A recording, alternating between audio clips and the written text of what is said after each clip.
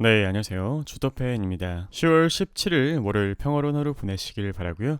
오늘도 역시 주간 증시 코멘트, 한 주간 어떤 일이 있었는지 돌아보고 도대체 혼란한 증시 상황에 우리들이 어떻게 대응해야 되는지 전략을 짜보고요. 다음으로 많은 분들이 가지고 계신 삼성전자 그리고 최근에 기세가 좋은 SK하이닉스에 대해서 어떤 전략을 가지고 우리가 대응하면 좋을지 분석을 드려보는 시간을 가져보겠습니다. 자, 주간 증시 이야기부터 좀 드려볼게요. 글로벌 이익은 하향폭이 점점 심화되고 있습니다. 지난주부터는 하향폭이 상대적으로 굳건했던 선진국의 이익 급감도 시작되었는데요. 이 신흥국, 한국도 포함이죠. 이머징의 이익 하향은 지속되는 가운데 유럽과 미국 역시 이익 하향 그룹에 합류하였습니다. 섹터 기준으로는요, 에너지, 소재 주도로 경기 민감 업종은 이익 하향 폭풍 중심에 있습니다. 또한 중국과 한국의 IT 섹터의 이익 하향폭은 매우 큰 상황인데요. 게다가 끝나지 않는 미국의 중국 반도체 견제 등의 패권 다툼 때문에 신흥국 펀더멘탈에 치명적인 상황입니다. 고래 싸움에 새우 등이 터지고 있는 그런 상황인 거죠. 자, 주말 사이에 미국 증시 어떤 일이 있었나요? 달러 인덱스 다시 엄청 올랐죠. 거기다가 필라델피아 반도체 지수 급락하였습니다. 마이너스 4.5%나 떨어졌죠. 특히 주식 쪽은 현재 미국 12개월 예상 PER이 15.1배로 기대 수익률 6.6%, 미국 10년물 금리 4.2%, 위험자산과 무위험자산 금리의 기대 수익률 격차가 축소되고 있기 때문에 반등이 일어나더라도 강한 수급, 지속적인 수급, 그러한 랠리를 우리가 조금 기대하기는 어렵겠습니다. 글로벌 이익은 실적 시즌에도 이익 모멘텀 감소가 지속되고 있고요. 아까 이야기 드렸던 것처럼 신흥국 이익 하향폭이 가장 크지만 북미도 이 소재 금융 IT 섹터 위주로 하향폭이 만만치 않게 따라오고 있죠.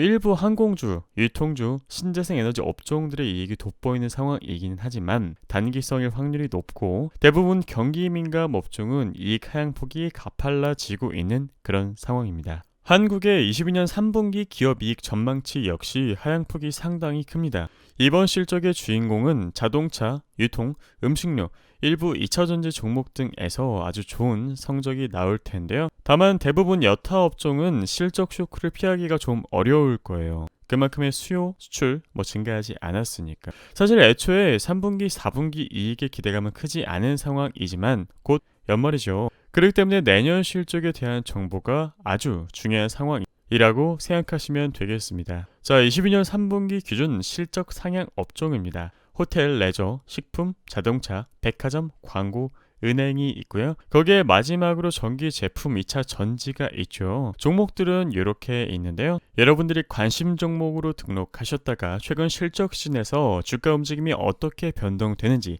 한번 관찰해 보시면 좋을 것 같습니다. 자, 그래서 여전히 지수 방향성을 고려한, 즉 지수 상승의 우호적인 업종의 매매보다는 업종 및 종목별 실적의 상대 강도에 따른 꾸준한 포트폴리오 조정이 유리한 환경입니다. 쉽게 이야기 드려서 사고, 팔고, 사고, 팔고를 반복하시는 게 유리한 환경이라는 이야기입니다.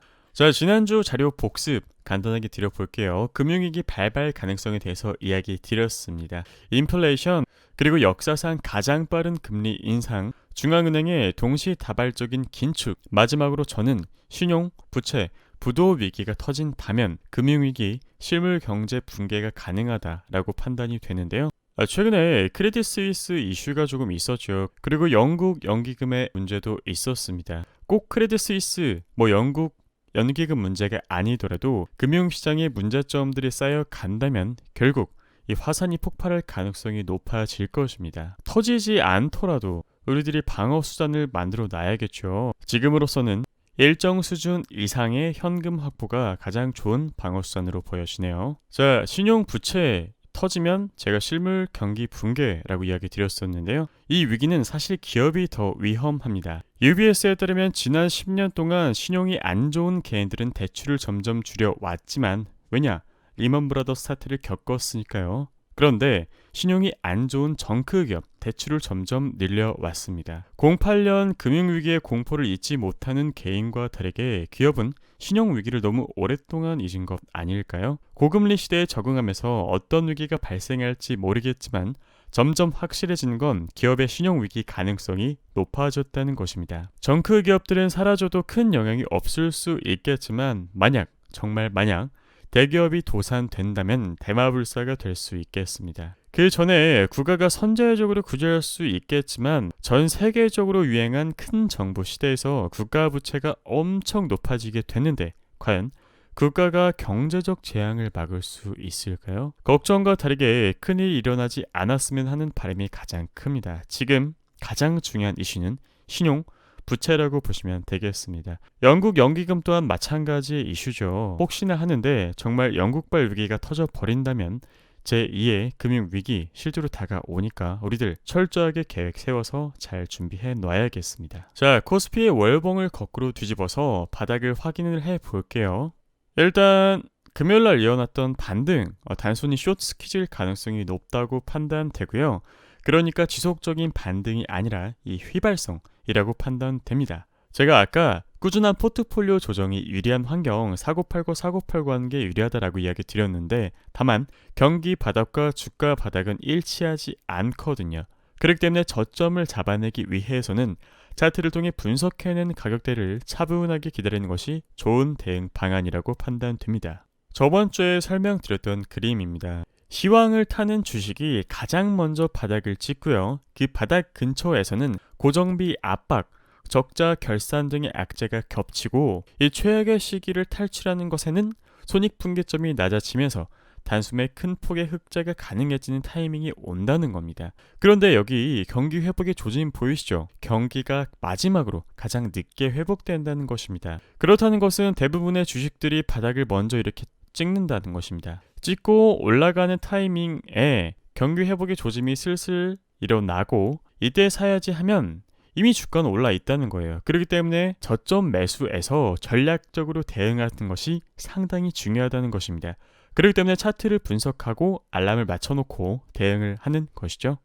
왜냐, 지금 타이밍에 주식이 저렴하지 않다는 것을 모르는 사람이 누가 있겠습니까? 하지만 어디가 저점인지는 대부분 다 모르거든요. 그래서 그 저점을 파헤치고 파악하기 위해 열과성을 다하는 것입니다.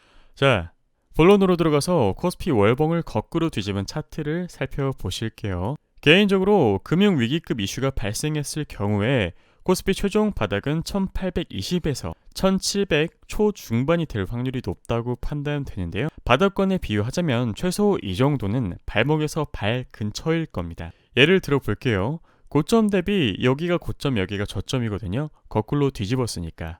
그래서 고점 대비 마이너스 56% 하락했던 2008년 금융위기 증시 하락, 그리고 저점을 찍고 반등을 하였습니다. 하락폭이 꽤나 가팔랐죠. 이후 코스피 플러스 149% 반등하였습니다. 어마어마한 상승장이었죠. 그 뒤로 쭉 횡보를 이어오다가 이쪽에 코로나 쇼크 하락을 찍고 또 다시 대상승이 일어났었습니다. 지금 하락을 보시면 하락폭이 상당히 가파른 상황이죠. 가파른 하락에는 가파른 상승이 나오는 법입니다. 그렇기 때문에 전략적으로 저점에서 1차, 2차, 3차 정도 매수가 들어간다면 충분히 시원한 반등폭을 잡아낼 수 있다고 판단이 되고요. 오늘날의 자리를 보시면 반등을 하려는 시도를 하고 있는데 미국 중간선거 이슈나 증안펀드 개입으로 반등이 이뤄진다면 11월에서 12월까지는 시장 안정 기대가 가능하다고 생각됩니다. 다만 증안펀드 가동도 되지 않고 악재 같은 것들이 계속 터져 버린다면 추가적인 하락이 일어날 확률이 높고 코스피는 2000 이하로 떨어져 1820에서 1741까지 갈 확률이 높다고 판단됩니다. 이 하락에도 단계가 있는데요. 여기 음봉 보시면 아시겠지만 가장 큰 하락은요, 정말 개인들이 고통스러워하는 그 마지막에 일어납니다. 개인 투자자의 손실이 하락장 끝 무렵에 발생한다는 것이 괜히 있는 이야기가 아니고요. 실제로 마지막에 가장 깊은 하락이 발생할 수 있기 때문에 코스피 2000 이하 1820에서 1741까지 우리들이 열어놔야 되는 것입니다. 제가 이렇게 이야기 드리면은 너무 비관적인 거 아니냐 이렇게 생각을 하실 수도 있는데요. 미래를 예측할 수는 없습니다. 그렇기 때문에 대응을 해놓고 실제로 하락이 발생했을 때 어떠한 태도를 취하고 어떠한 행동을 통해 그것을 극복해내냐가 가장 중요하다고 판단이 되거든요. 그렇기 때문에 하락 시나리오를 우리들이 만들어 두고 실제로 하락이 발생하더라도 계획 1, 2, 3을 순차적으로 실행하여 차분하게 침착하게 대응할 수 있는 것입니다. 우리 초등학교, 중학교, 고등학교까지만 해도 화재 훈련하고 소방 훈련하고 그러죠. 실제로 우리들이 학교를 다니면서 화재가 발생할 확률 상당히 낮습니다. 하지만 하는 이유는 화재가 발생했을 때 침착하고 이성적으로 대응하여 생존할 확률을 높이기 위해서 대응을 하는 것이죠. 지금의 대응 방법 또한 하락이 일어나지 않기를 바라지만 일어났을 경우에 우리들이 이렇게 대응해야 침착하게 빠져나올 수 있고 극복할 수 있다라는 것입니다. 지금 보고 계시는 것은요, 앙드레 코스톨라니의 달걀 이론인데요.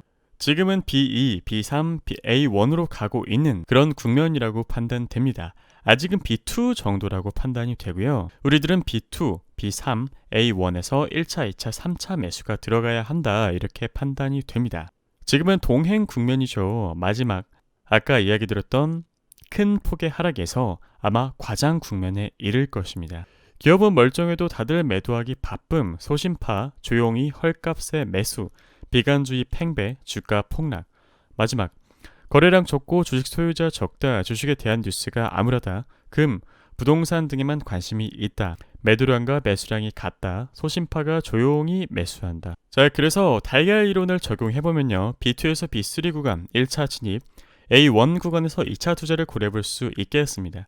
현금은 당연히 어느 정도 계속 보유하셔야겠죠. 다만 강력한 비즈니스를 가진 애플 같은 기업들 위주로 반등이 강하게 일어날 확률이 높기 때문에 빅테크에 대해 꾸준한 관심이 필요하겠습니다.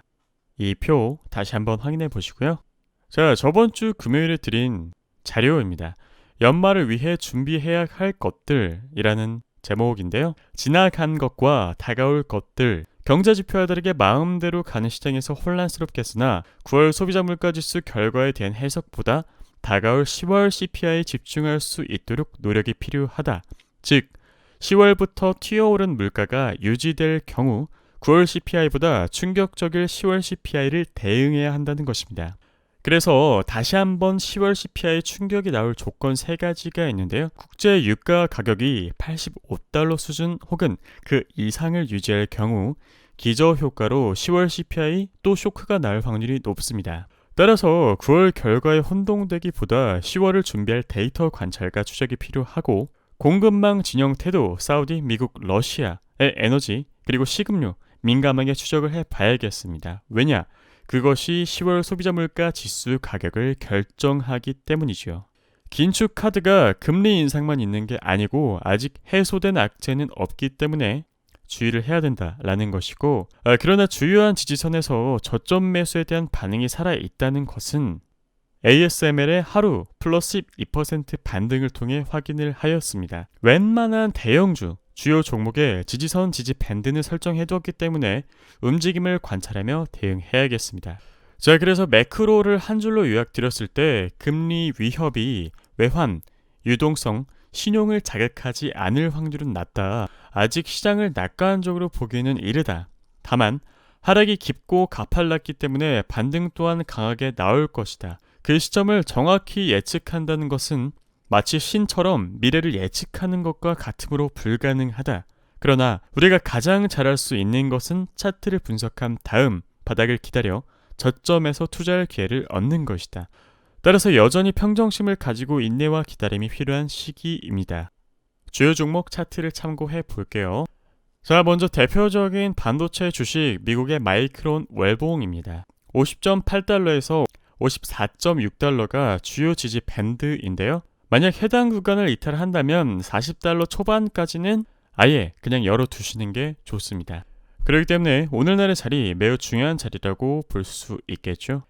그 다음 SK하이닉스 주봉입니다. 오늘날의 반등이 이어질 경우에 10만원 초반부터 수익 실현 고려를 해보세요. 반등의 힘이 꺾일 경우에는 이 8만원이 다시 깨져버린다면 7만원, 0만 5천원까지 열어두고 대응하시는 게 좋겠습니다. 이렇게 상승하는 것처럼 보여도 또 다시 몇 주에 걸쳐서 꺾일 수가 있기 때문에 열어두셔야 한다라는 것이죠.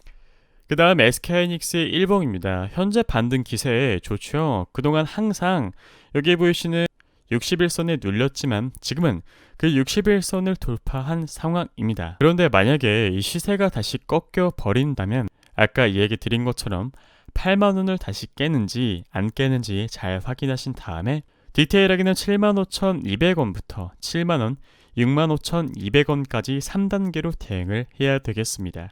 그 다음 우리들이 가장 관심 많은 삼성전자 주봉이죠. 여기 빨간 색깔 표시를 한 62,400원은 강력한 저항입니다. 그리고 여기 파란 색깔 외부 지지선 보이시죠? 만약에 파란 색깔 지지선을 이탈한다면 45,000원까지는 열어두셔야겠습니다. 왜냐? 저항 맞고 다시 하락한다는 것이니까. 무슨 주식이든 간에 그 주가를 움직이는 세력들은 있습니다. 다만 그 규모가 몇백억이냐, 몇천억이냐, 조단위냐, 경단위냐에 따라 다른 것이죠. 저는 개인적으로 오늘날의 반등을 이어간다면 또 다시 6만원 초반까지 갈 수는 있겠다. 그런데 정말 이탈해 버린다면 51,400원 1차, 47,500원 2차, 마지막으로는 45,400원에서 3단계로 대응을 해야 된다라고 판단이 듭니다. 결론, 주식 가격 저렴한 거 누구나 다 안다. 다만 이 차트를 분석하고 가격대를 기다려 투자하고 수익을 내는 것은 철저히 개인의 역량이다. 지금의 시기는 차트 분석의 중요성이 높아지는 시기라고 보시면 되겠습니다. 그렇기 때문에 절제 인내심, 평정심을 가지고 시장을 바라보며 이성적으로 대응하시기를 권유드리고요. 우리들 부디 이 파도를 잘 이겨냈으면 합니다. 영상을 제작하는 목적은 매매할 만한 종목을 찾고 차트를 공부하는 게 어려운 분들을 위해, 열심히 일하시느라 바쁘신 분들을 위해, 가정을 돌보느라 시간이 부족한 분들을 위해 제작을 하고 있습니다. 여러분들에게 도움이 되셨다면 구독, 좋아요, 알람 설정 부탁드릴게요. 감사합니다.